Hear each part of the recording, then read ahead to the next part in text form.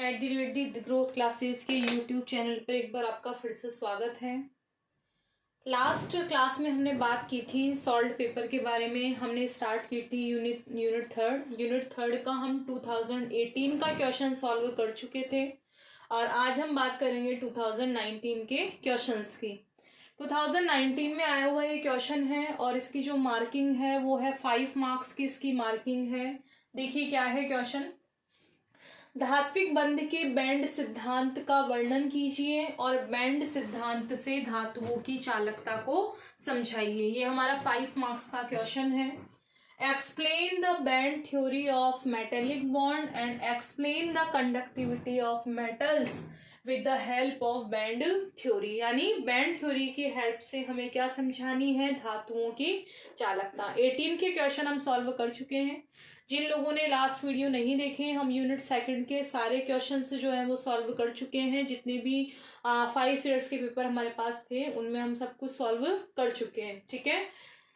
जिन लोगों को क्लासें नहीं मिल रही है वो प्लेलिस्ट में जाकर पहले की क्लासें देख सकते हैं कि हमने कौन कौन से सॉल्व पेपर उसमें किए हैं। और जिन लोगों ने अभी तक चैनल को सब्सक्राइब नहीं किया है वो चैनल को सब्सक्राइब कीजिए और वीडियो अगर आपको पसंद आता है तो उसे लाइक और शेयर कीजिए। देखिए इसमें किस तरह से हम इसको करेंगे। तो हमारा जो सिद्धांत है वो कौन सा सिद्धांत है, बैंड सिद्धांत है। बैंड सिद्धांत क्या कहता है कि इस सिद्धांत के अनुसार दो परमाणुओं के परमाणविक कक्षक मिलकर के दो आणविक कक्षक बनाते हैं। अब ये जो परमाणविक कक्षक आणविक कक्षक है ये हम यूनिट सेकंड में पढ़ चुके हैं। यूनिट सेकंड के सॉल्व पेपर में भी हम डायग्राम बना चुके हैं। तो जिन लोगों को परमाणविक कक्षक क्या होते हैं, आणविक कक्षक क्या होते हैं, वो लास्ट यूनिट सेकंड के सॉल्व पेपर्स में जाकर के देख सकते हैं। ठीक है। तो हमने कहा दो परमाणु है हमारे पास, दो परमाणु हमने लिए और दो परमाणुओं से जो आणविक कक्षक है वो भी कितने बनते हैं, दो ही बनते हैं। यानी जितने परमाणु कक्षक होते हैं उतने ही क्या बनते हैं, आणविक कक्षक बनते हैं। सबसे पहले एक तो बनता है बंधी आणविक कक्षक और दूसरा कौन सा बनता है, विपरीत बंधी आणविक कक्षक। और इसे हम निम्न तरह से प्रदर्शित कर सकते हैं। ये हमने क्या ले लिए, यहाँ पे दो बॉक्स ले लिए। दो बॉक्स का मतलब है जो हमने परमाणु है, परमाणु कक्षक है, वो कितने ले लिए हमने, दो ले लिए। और दो परमाणविक कक्षक के पास में एक एक क्या है, अनपेयर्ड इलेक्ट्रॉन है। तो हुंड का नियम क्या कहता है कि इलेक्ट्रॉन पहले किस में भरते हैं, निम्न ऊर्जा स्तर में। तो निम्न ऊर्जा स्तर में दोनों इलेक्ट्रॉन भर गए। ये कौन सा कक्षक हो गया हमारा, बंधी आणविक कक्षक। और इसके जस्ट अपोजिट में कौन सा हो जाएगा, विपरीत बंधी आणविक कक्षक, जिसके पास हमारे पास इलेक्ट्रॉन नहीं है। फिर हम क्या कर रहे हैं, बैंड सिद्धांत का वर्णन कर रहे हैं। फिर इसी बैंड सिद्धांत से हम क्या समझेंगे, धातुओं की चालकता को। इस सिद्धांत को यदि किस पर लागू किया जाए, धातुओं पर लागू किया जाए, तो यह प्रदर्शित होता है कि धात्विक क्रिस्टल जैसे एन केंद्रित निकाय के लिए, जैसे हम आगे बात करने वाले हैं, थोड़ा सा यहाँ देख लेते। जैसे हमारे पास जो मेटल है वो लिथियम है। हमारे पास कौन सी धातु है, लिथियम है। और हमने लिथियम का कोई पदार्थ बना रखा है तो इसमें सभी जो परमाणु होंगे वो किसके होंगे, लिथियम के होंगे। तो हमने इसको क्या मान लिया, एन केंद्रित निकाय। एन केंद्रित में निकाय का मतलब इसमें कितने क्रिस्टल मान लिए हमने, एन मान लिए।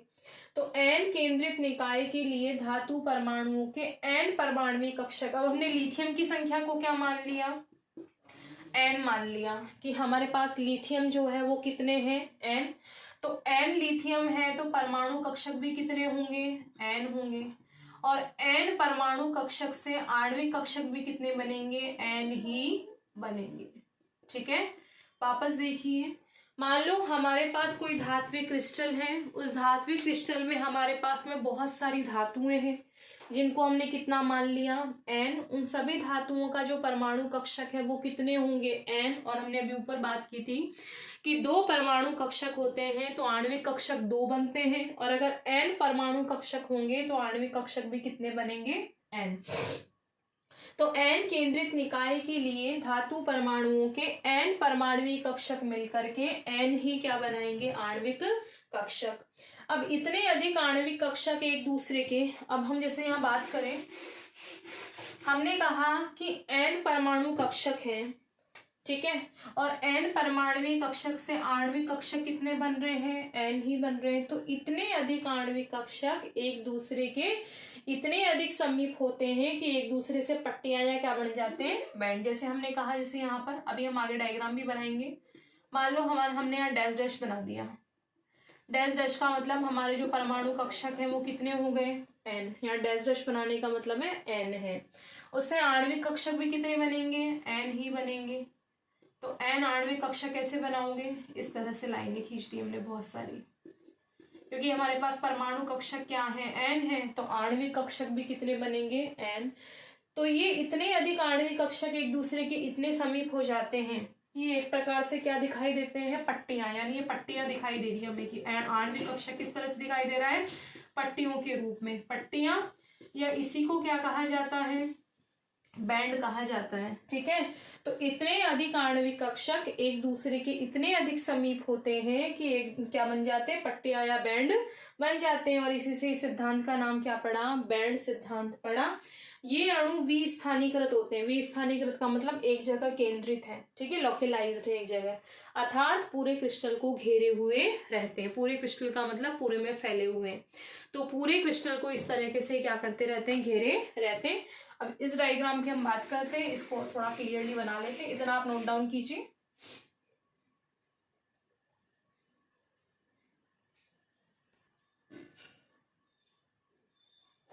देखिए, इसमें हमने कहा कि मान लिया हमारे पास में कोई धातु है, उस धातु के क्या है, एन केंद्रित निकाय है। तो एन केंद्रित निकाय का मतलब उसमें धातु के कितने परमाणु होंगे, एन। यानी परमाणविक कक्षक हमारे पास कितने हैं, एन।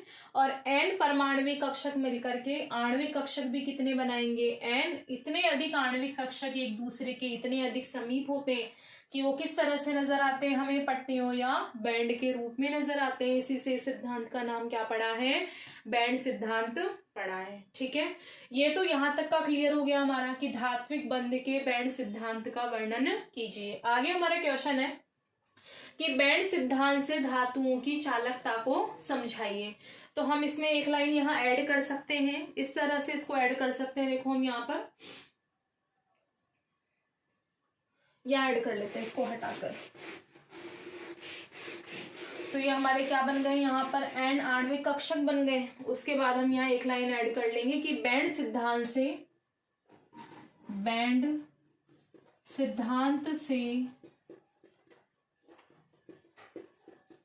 धातुओं की चालकता को,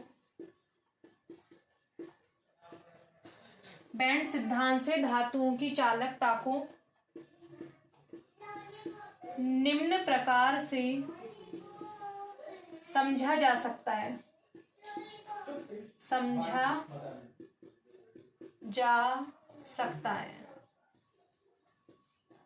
देखिए इसमें तो एक क्वेश्चन तो हमारा वहां तक हो गया कि एन आणविक कक्षक बनते हैं, वहां तक अपना कौन सा क्लियर हो गया यहाँ पे हमारा।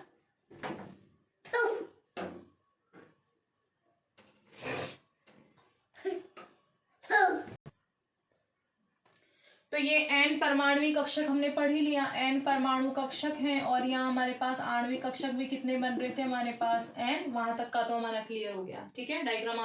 डायग्राम तक आप लोग कहाँ तक कर लोगे इसको, धात्विक बंध के बैंड सिद्धांत का वर्णन कीजिए। ठीक है। तो यहाँ तक तो हमारा हाफ क्वेश्चन जो है वो कंप्लीट हो गया। उसके बाद हमारा क्वेश्चन है कि बैंड सिद्धांत से धातुओं की चालकता को समझाइए। तो बैंड सिद्धांत से धातुओं की चालकता को निम्न प्रकार से समझा जा सकता है। इसके लिए हमने एग्जाम्पल किसका लिया है, यहाँ पर लिथियम का लिया कि लिथियम की क्रिस्टल संरचना को निम्न प्रकार से बैंड सिद्धांत के आधार पर समझाया जा सकता है। यानी धातु के रूप में हमने क्या ले ली, लिथियम ले ली। अब इस लिथियम में चालकता कैसे देखेंगे, तो सबसे पहले हमने लिखा है आपको लिथियम कितने नंबर पे आता है, 3 पर। तो लिथियम 3 का इलेक्ट्रॉनिक विन्यास क्या होता है, 1s2 2s2 एंड 2p0। यानी इसके 2p में कोई इलेक्ट्रॉन नहीं होता।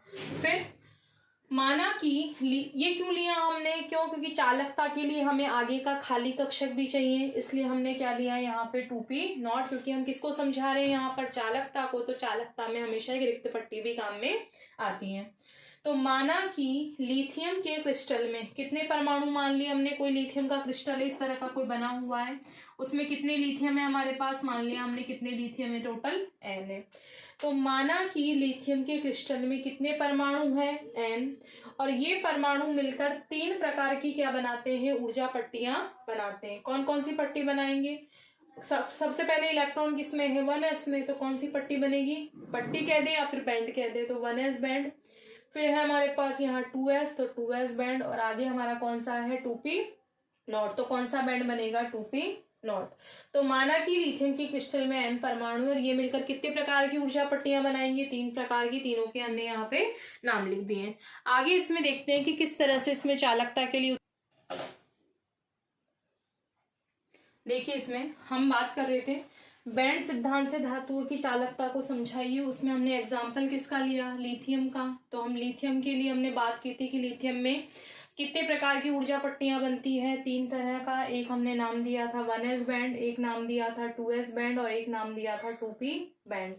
तो ये क्या है, लिथियम क्रिस्टल के लिए ऊर्जा पट्टियां हैं। सबसे पहले हमने लिथियम के कितने परमाणु लिए थे, n, तो इसका मतलब n लिथियम परमाणुओं के लिए n ही क्या होंगे, 1s कक्षक, यहाँ क्या होंगे n 2s कक्षक, और यहाँ क्या होंगे n 2p कक्षक। n क्यों लगाया, क्योंकि हमने कहा कि लिथियम के कितने परमाणु हैं, टोटल n है, ठीक है।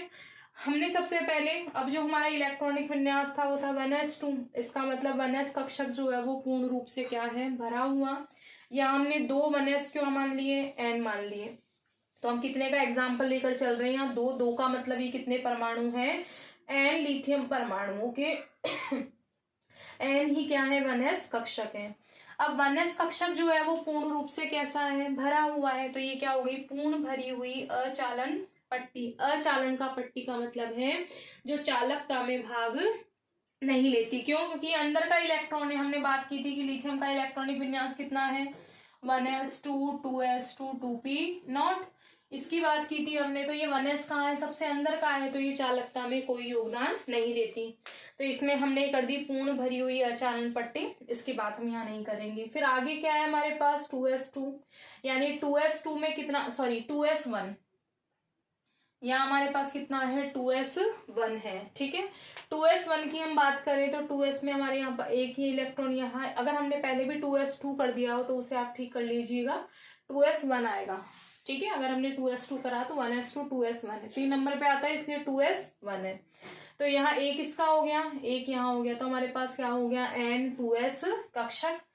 ये भी आधा भरा हुआ है और ये भी आधा भरा हुआ है, तो इसकी जो पूरी चालन पट्टी है वो कैसी होगी, अर्ध भरी हुई चालन पट्टी। क्यों, क्योंकि इसमें आधे आधे इलेक्ट्रॉन है, 2 की जगह थी 1 है, इसमें भी 2 की जगह थी 1 थी, तो क्या बनेगी, अर्ध भरी हुई चालन पट्टी। एंड 2p बैंड, तो पूरा इसमें इलेक्ट्रॉन है ही नहीं हमारे पास, तो ये क्या हो गया, रिक्त 2p बैंड, ठीक है। ये रुकावट पट्टी का मतलब इसमें से इलेक्ट्रॉन इसमें जो है वो प्रवेश नहीं कर सकते, लेकिन अगर थोड़ी सी एनर्जी दें तो अर्ध भरी हुई चालन पट्टी से इलेक्ट्रॉन किसमें चली जाएंगे, रिक्त 2p बैंड में, और ये क्या हो जाएगा, यहाँ पर अतिव्यापन, यानी दोनों एक दूसरे से ओवरलैपिंग कर लेंगे, तो ये क्या हो जाएगा, अतिव्यापन पट्टी। यहाँ हम बात करें कि इस प्रकार लिथियम धातु में विद्युत की चालकता का कारण कौन सी पट्टियां हैं, फुल फिल्ड वाली है या हाफ फिल्ड वाली, तो अर्ध भरी हुई चालन पट्टी से ही इलेक्ट्रॉन किसमें जा रहे हैं, 2p। तो चालकता के लिए पूर्ण भरी हुई चालन पट्टी उत्तरदायी नहीं होती, कौन सी होती है, अर्ध भरी हुई, यानी कि हाफ फिल्ड वाली। तो इस प्रकार लिथियम धातु में विद्युत की चालकता का कारण अर्ध पूरित चालक पट्टियां हैं, जिनमें इलेक्ट्रॉन के मुक्त विचरण के कारण ही विद्युत का क्या होता है, चालन। क्यों, क्योंकि जो फुलफिल्ड वाली हमारी अचालन पट्टी है, अचालन जो बैंड है हमारा, उसमें तो इलेक्ट्रॉन कहीं से कहीं नहीं जा रहे, ये तो यहाँ रुके हुए हैं। लेकिन अर्ध भरी हुई चालन पट्टी से इलेक्ट्रॉन किसमें जा रहे हैं, इम्पट्टी वाली में जा रहे हैं। तो इलेक्ट्रॉन मुक्त विचरण कहाँ से कहाँ हो रहा है, 2s से किसमें हो रहा है, 2p में, और यही किसका लिए उत्तरदायी है, धातुओं में चालकता के कारण उत्तरदायी है। फिर अतः इस सिद्धांत के आधार पर हम धातुओं के निम्न गुणों का क्या कर सकते हैं, स्पष्टीकरण। कौन कौन से, अर्ध भरी हुई चालन पट्टियों में इलेक्ट्रॉन मुक्त रूप से क्या करते हैं, विचरण, यानी मुक्त रूप से विचरण करके किसमें चले जाते हैं, इम्पट्टी वाली में। इसी कारण जो धातुएं यानी जो मेटल्स होती हैं वो विद्युत यानी इलेक्ट्रिसिटी और हीट दोनों की क्या होती है, सुचालक होती है। तो हम किसको समझा रहे थे, चालकता को समझा रहे थे। तो चालकता वाले गुण की यहाँ पर क्या हो गई हमारी व्याख्या। वैसे हम इसको यहाँ पर भी खत्म कर सकते हैं, क्यों, क्योंकि हमें क्या समझानी थी, बैंड सिद्धांत से धातुओं की चालकता समझानी थी। तो वैसे तो हमारा आंसर यही कंप्लीट हो गया, लेकिन इसमें थोड़ा सा और ये भी ऐड कर सकते हैं हम कि अगर मान लो हमसे पूछ लेता कि बैंड सिद्धांत से धातुओं की चमक के बारे में समझाइए, धातुओं में चमक क्यों होती है, इसके कारण को समझाइए, तो इसके अंदर हम ये वाला भी ऐड कर सकते हैं। बाकी हमारा क्वेश्चन वैसे यही कंप्लीट हो गया है कि धातुओं की चालकता समझाइए। तो धातुओं में चालकता क्यों होती है, क्योंकि अर्ध भरी हुई चालन पट्टी से इलेक्ट्रॉन मुक्त रूप से विचरण करते रहते हैं और इसी कारण धातुएं विद्युत और ऊष्मा की क्या होती है, सुचालक, कंडक्टर होती है उनकी। लेकिन अगर हमारा क्वेश्चन होता कि बैंड सिद्धांत से धातुओं की चमक को समझाइए, तो हम इसमें ये भी ऐड कर देते क्या, कि प्रकाश से ऊर्जा पाकर इलेक्ट्रॉन उत्तेजित होकर कहाँ चले जाते हैं, उच्च ऊर्जा स्तर वाली पट्टियों में, यानी निम्न से किसमें चले जाते हैं, उच्च में। और जब ये वापस अपने संयोजकता बैंड में लौटेंगे तो जितनी ऊर्जा इन्होंने अवशोषित की थी उतनी ही ऊर्जा को वापस से क्या कर देंगे, उत्सर्जित। और इसी कारण धातु में क्या होती है, धात्विक चमक। यानी जब नीचे से ऊपर जाते हैं तो ऊर्जा को अवशोषित करते हैं, एब्जॉर्ब करते हैं, और जब ऊपर से वापस नीचे आएंगे तो उसी ऊर्जा को वापस क्या कर देंगे, निकाल देंगे। और इसी कारण धातुओं में क्या नजर आती है, चमक। तो अगर हमें चमक का क्वेश्चन पूछ ले कि धातुओं में चमक को समझाइए बैंड सिद्धांत से, तो हम इसके अंदर ये ऐड कर देंगे, अदरवाइज हमारा क्वेश्चन जो है वो यही कंप्लीट हो गया है। ये लिथियम क्रिस्टल के लिए ऊर्जा पट्टियां बनाई, रुकावट पट्टी का मतलब इसमें से इलेक्ट्रॉन प्रवेश नहीं कर सकते, लेकिन इसमें इलेक्ट्रॉन यहाँ मुक्त रूप से विचरण करेंगे और इसी कारण धातुओं में क्या पाई जाती है, चालकता पाई जाती। 5 मार्क्स का हमारा क्वेश्चन था। सॉल्व पेपर में यूनिट 3 में हमने ये वाला पार्ट किया। इसका नेक्स्ट क्वेश्चन हम नेक्स्ट क्लास में देखेंगे। जिन लोगों ने अभी तक चैनल को सब्सक्राइब नहीं किया है वो चैनल को सब्सक्राइब कीजिए, और अगर वीडियो आपको पसंद आता है तो उसे लाइक और शेयर कीजिए। पीछे के सॉल्व पेपर हम यूनिट 2 के सारे क्वेश्चंस हम सॉल्व कर चुके हैं। जिन लोगों ने पिछली क्लासेस नहीं देखी है वो @growth क्लासेस के यूट्यूब चैनल पर जाकर पीछे की क्लासों को सर्च करके आप उसमें यूनिट 2 के सारे क्वेश्चंस देख सकते हैं। उसमें हमने 5 ईयर्स के क्वेश्चन जो है वो पूरे सॉल्व कर लिए हैं। आज के लिए इतना ही। Thank you so much.